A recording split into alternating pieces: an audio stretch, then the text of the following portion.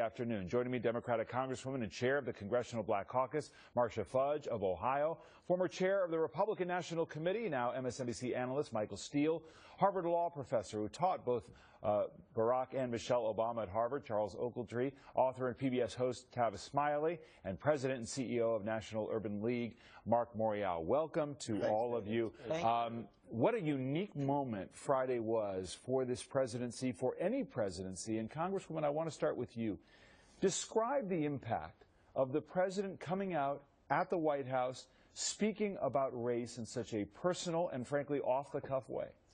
I was very proud, quite frankly. I think that it was timely, but more importantly, I think that he could feel the anger that was going around across this country, and he felt that he needed to respond in a way that I think took a lot of courage.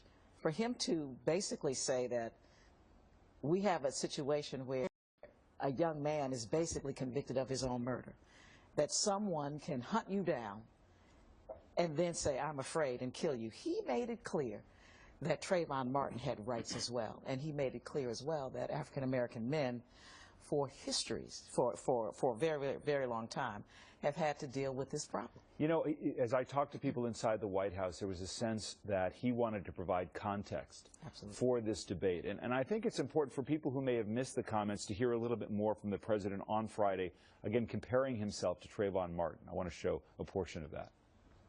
When Trayvon Martin was first shot, I said that this could have been my son. Another way of saying that is Trayvon Martin could have been me 35 years ago. And when you think about why, in the African-American community at least, there's a lot of pain around what happened here, I think it's important to recognize that the African-American community is looking at this issue through a set of experiences and a history that doesn't go away. A history that doesn't go away, and yet, Tavis Smiley, you were critical of the president. You said on Twitter his comments were as weak as pre-sweetened Kool-Aid. He took too long to show up and express outrage. I appreciate and applaud the fact that the president did finally show up. But this town has been spinning a story that's not altogether true. He did not walk to the podium for an impromptu address to the nation. He was pushed to that podium. A week of protest outside the White House, pressure building on him inside the White House, pushed him to that podium. So I'm glad he finally arrived. But when he left the podium, he still had not answered the most important question, that Kingian question, where do we go from here? That question this morning remains unanswered, at least from the perspective of the president. And the bottom line is, this is not Libya, this is America. On this issue, you cannot lead from behind. What's lacking in this moment is moral leadership. The country is begging for it, they're craving it.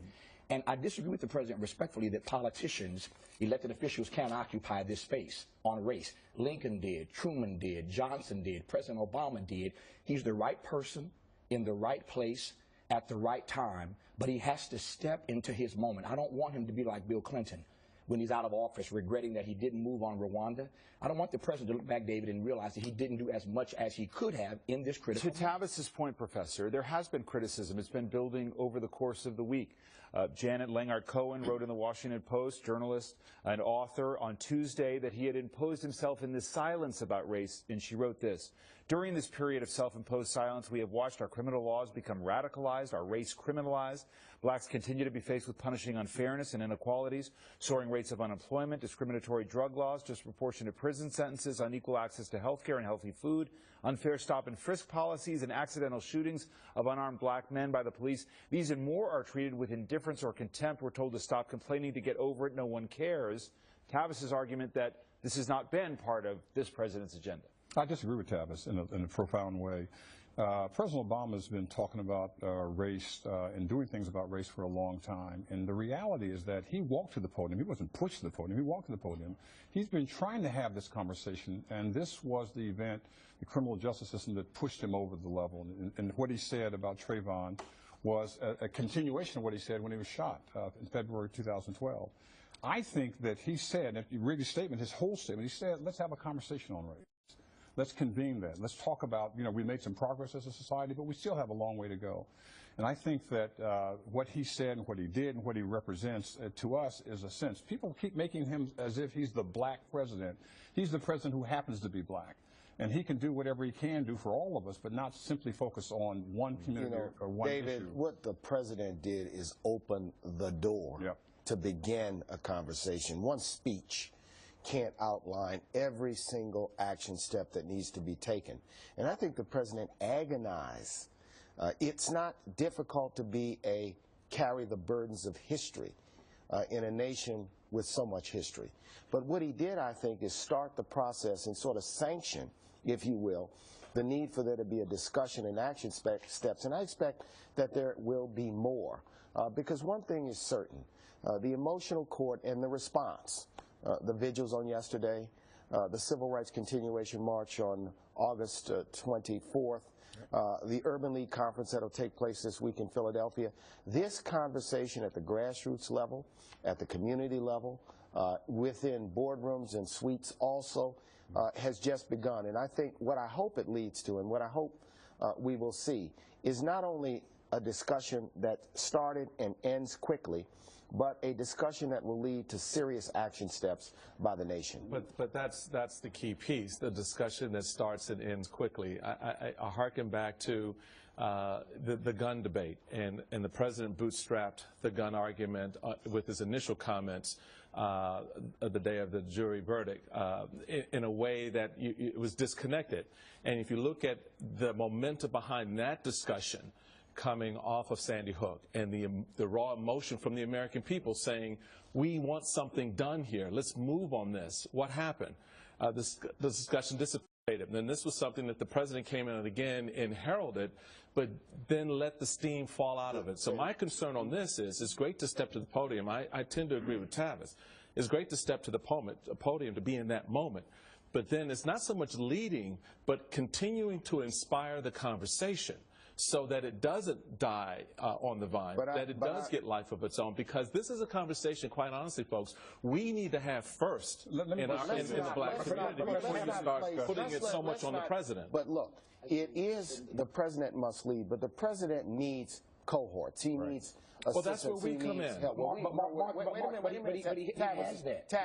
Let me make my point, because my point is that in order to move a piece of legislation, in order to move action steps, the president can in fact lead. And the president is also in an environment of continuing obstruction that you know well, that you report on. Mark, respectfully, Mark, nobody's arguing that he has been up against a headwind. The obstructionism is real.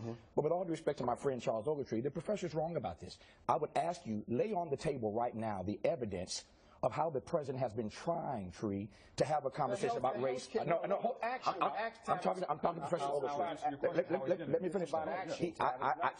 I don't think that we have a litany here of things, of moments where he's tried to have the conversation. To the contrary, respectfully, he's tried to avoid the conversation, number one. Number two, when he says a politician can't have an impact on this, so yes, he gives a wonderful speech, but he basically kicks it back to the community leaders, to business leaders, to celebrities and athletes, and that's real, but the president can't absolve himself from it, number two. And finally, number three, I don't know how the president argues that he doesn't believe that he can have a role in leading us in a moral conversation. This is not a political issue. This is a moral issue. I don't know how he argues he can't lead us in a conversation on this, but he can on gay marriage.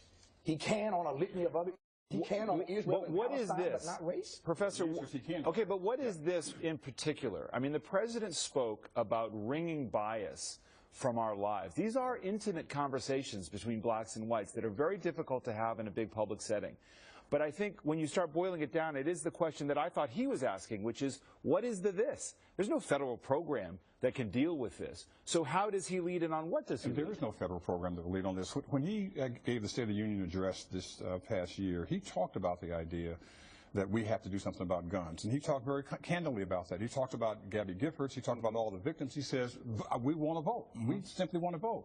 And that was him saying, I want this to happen. And there was a vote, and it failed, right? So he's been pushing that issue on and on again. In terms of what he's done for the community, it's very obvious when you look at the things that make a big difference. He's been pushing a health jobs plan from the beginning without success. Like, he believes in that.